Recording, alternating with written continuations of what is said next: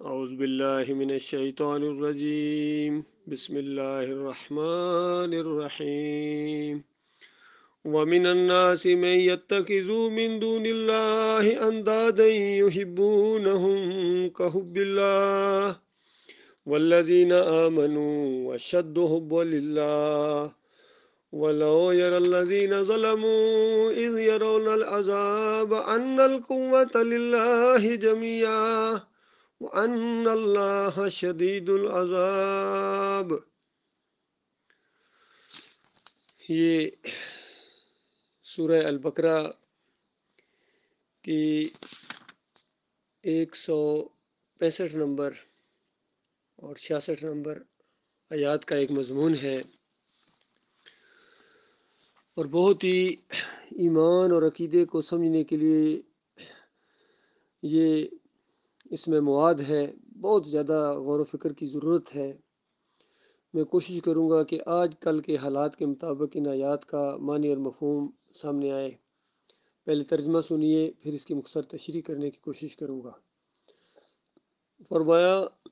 اور بعض لوگ ایسے ہیں جو اللہ کے علاوہ یعنی غیر اللہ کو اللہ کا شریک ٹھہراتے ہیں اور پھر ان سے ایسی محبت کرتے ہیں جس طرح کی محبت اللہ سے کرنی چاہیے۔ اب یہ شرک کو کھول کھول کے بیان کیا جا رہا ہے تاکہ کونوں خدروں کے اندر اگر کوئی شرک ہو تو اس کو نکالو اور پہچانو اس شرک کو۔ کہ فرمایا کہ ایسے ہیں لوگ جو اللہ کے ساتھ شریک ٹھہراتے ہیں اور ان سے ایسی محبت کرتے ہیں جس طرح کی محبت اللہ سے کرنی چاہیے۔ دیکھیے، ویسے تو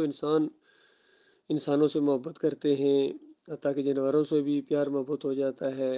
رشتہ داروں سے محبت ہوتی ہے، دوستوں سے محبت ہوتی ہے، والدین سے محبت ہوتی ہے، بچوں سے محبت ہوتی ہے، بیوی سے محبت ہوتی ہے۔ یہ محبتیں تو ضروری ہیں، ان سے نہیں منع کیا جا رہا ہے۔ بات اس محبت کی ہو رہی ہے کہ کسی بھی چیز سے اس طرح کی محبت کی جائے جس طرح کی محبت اللہ سے ہونی چاہیے۔ وہ اللہ والی محبت کسی اور کو اگر کرے انسان تو یہ اصل میں شرک ہوتی ہے۔ اور اس کے مقابلے میں بتایا، جو ایماندار ہیں، مومن ہیں،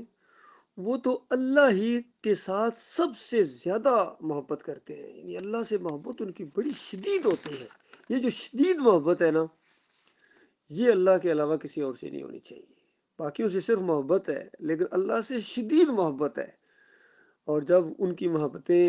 چاہے کاروبار کی محبت ہو، مال و دولت کی محبت ہو، رشتہ داروں کی محبت ہو، ماں باپ کی محبت ہو، بیٹوں اور بیٹیوں کی محبت ہو، اور دوستوں کی محبت ہو، عزیز و اقارب کی محبت ہو، گھروں کی محبت ہو،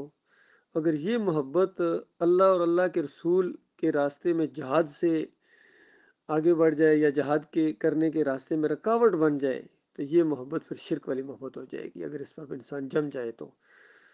باقی اگر تھوڑا بہت خیال آئے، اس کی ایک دم توبہ کر لے، پہچان جائے، چوکنا ہو جائے، اعوذ باللہ من الشیطان الرجیم پڑھ کے پھر اللہ کے راستے میں قدم ڈال دے، تو یہ گویا اللہ تعالیٰ کی رہنمائی اس کے لیے آئی ہے۔ اور پھر اس چیز کا انجام بتایا گیا، جو اللہ کے علاوہ دوسروں سے ایسی محبت کرتے ہیں جس طرح کی محبت اللہ سے کرنی چاہیے، اگر اسی پر ان کا خاتمہ ہو گیا تو پھر مالک فرماتا ہے، کاش یہ ظالم لوگ جو بات عذاب کے وقت دیکھیں گے، یعنی جیسا موت کا فرشتہ ان کے سامنے آئے گا نا۔ سورہ توبہ کے اندر بھی یہی بات بتائی کہ اگر یہ ساری محبتیں اللہ اور اللہ کے رسول کے راستے میں جہاد سے زیادہ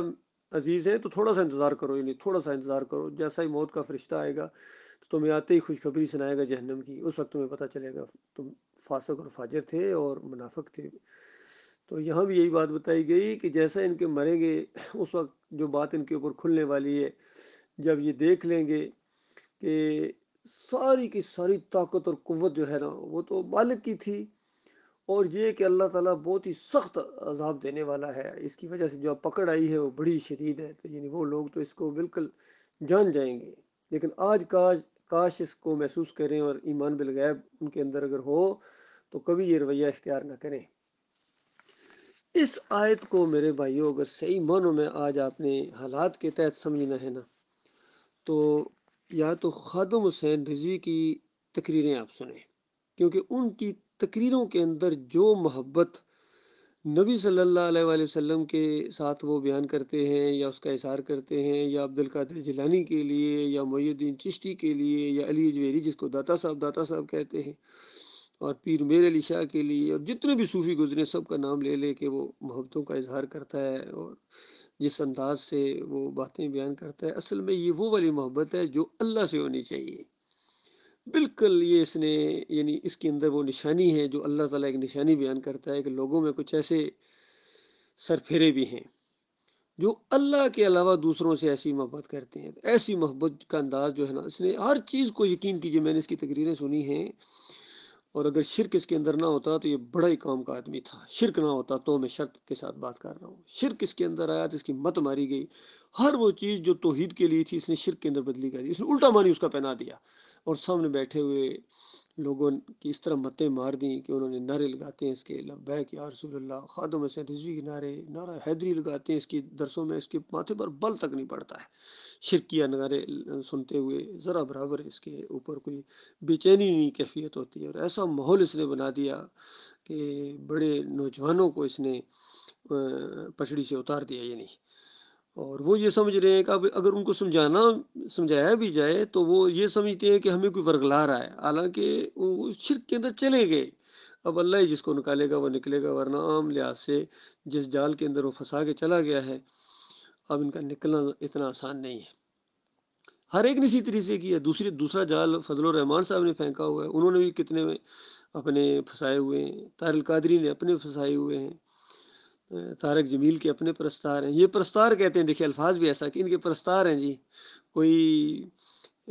فنکاروں کے پرستار ہیں، کوئی جناب سیاسی لوگوں کے کتنے جالے ہیں، انہوں نے اپنے جال پھینکے ہوئے ہیں، کچھ نواز شریف کے جال میں پھنسے ہوئے ہیں، کچھ زرداری کے جال میں پھنسے ہوئے ہیں، کچھ عمران خان نے بٹیرے پکڑے ہوئے ہیں، اس نے جال میں پھنسائے ہوئے ہیں، ساری قوم جکڑی ہوئی ہے، اور یہ جال نہیں ٹوٹ سکتا ہے جب تک ان کے اندر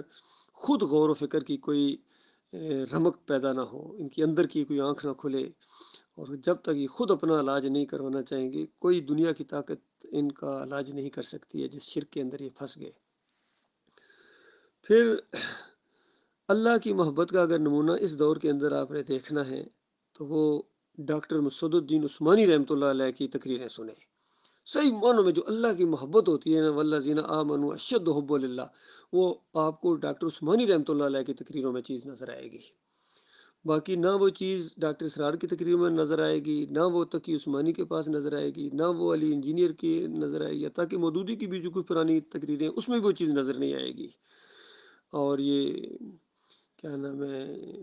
طارق جمیل ہوں، تقی عثمانی ہوں، جتنے بھی آج کل پھیلے ہوئے ہیں، توصیف الرحمان ہوں، معراج وہ ربانی ہو، جتنے بھی، ان میں اللہ کی محبت آپ کو نظر نہیں آئے گی، کہیں نہ کہیں ان کا شرک کے ساتھ کوئی نہ کوئی اندرونی رابطہ آپ کو نظر آ جائے گا۔ تو یہ میں نے چاہا کہ یہ دو باتیں آپ کے سامنے لاؤں۔ اور پھر دیکھیے کہ ڈاکٹر عثمانی رحمۃ اللہ علیہ 1986 میں وفات پائی، انہوں نے اپنے پیچھے ایک جماعت چھوڑ کے گئے، لٹریچر چھوڑ کے گئے، تقاریر چھوڑ کے گئے، انٹرنیٹ کے اوپر بے شمار تقریریں ڈاکٹر صاحب کی لوگ اپلوڈ کر رہے ہیں جو ان کے ساتھی ہیں، اور اب تو وہ ان کا لٹریچر ایسے لوگ بھی بلکہ چھاپنا شروع ہو گئے ہیں جو ڈاکٹر صاحب کے پوری طرح ساتھی بھی نہیں ہیں، لیکن اللہ تعالیٰ ان سے وہ کام لے رہا ہے، لیکن جنت میں صرف مخلص مومن جائیں گے۔ چھاپ رہے ہیں ایک کوئی وہ جاوید فاؤنڈیشن ہے، انہوں نے سارا لٹریچر اکٹھا کر کے کتابی شکل میں چھاپا ہے، پھر اس کا انگلش میں ترجمہ کر کے بھی انہوں نے چھاپ دیا ہے، ابھی وہ عربی کے اوپر بھی کام کر رہے ہیں کہ وہ سارا لٹریچر عربی میں ایک کتابی شکل میں چھاپ دیں، یہ کام ہو رہا ہے۔ اس کے علاوہ بجل کوٹ میں اختر بیگ صاحب چھاپ رہے ہیں، کچھ انہوں نے کتابوں کے نام کچھ تبدیل کر دیے، ان کے اندر ڈھیلا پن لے، لیکن پھر بھی کہ چلو اندر میٹر تو وہی ہے۔ اسی طرح یہ ناظم آباد سے بدرالزمان صدیقی کے بچے چھاپ رہے ہیں، تو چھاپ سارے رہے ہیں ڈاکٹر صاحب کا لٹریچر،